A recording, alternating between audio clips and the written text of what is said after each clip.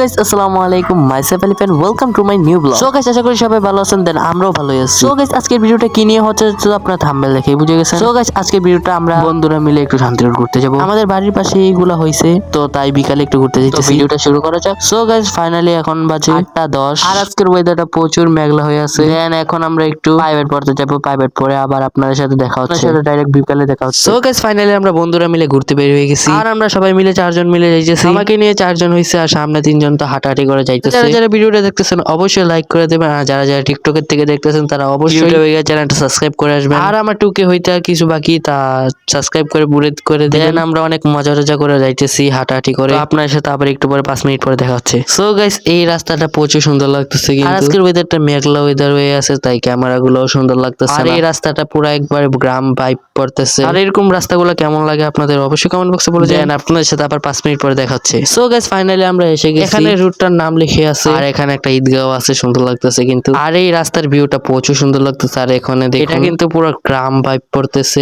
আর দেখুন স্কুলটা কত সুন্দর লাগতেছে, আর এখান দিয়ে কবরস্থান, এখান দিয়ে স্কুল, কত সুন্দর লাগতেছে দেখছেন। পরে বলতেছি চ্যানেলটা সাবস্ক্রাইব করে রাখবেন আর লাইক করে দিবেন যদি ভিডিওটা ভালো লাগে। আপনার সাথে আবার একটু পরে দেখা হচ্ছে।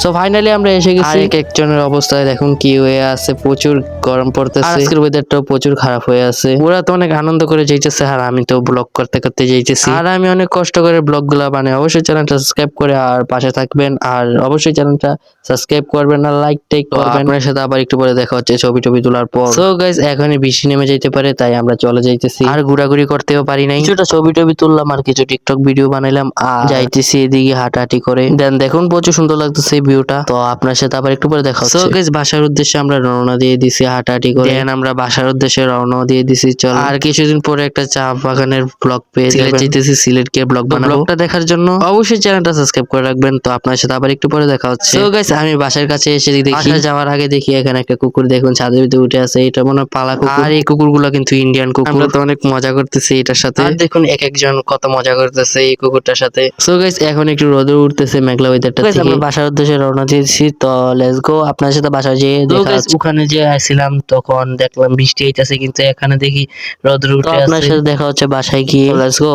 সো গাইস আমাদের ছাদের থেকে দেখুন কত সুন্দর লাগতেছে রাতের ভিউটা। ছাদটা প্রচুর সুন্দর লাগতেছে দেখুন। সো গাইস ভিডিওটা এতটুকু, অবশ্যই কমেন্ট বক্সে বলে যান কেমন হয়েছে ব্লগটা। যারা যারা সিলেটের ব্লগটা পেতে চান অবশ্যই চ্যানেলটা সাবস্ক্রাইব করে রাখবেন আর লাইক সাবস্ক্রাইব করে পাশে থাকবেন। তো আল্লাহ হাফেজ।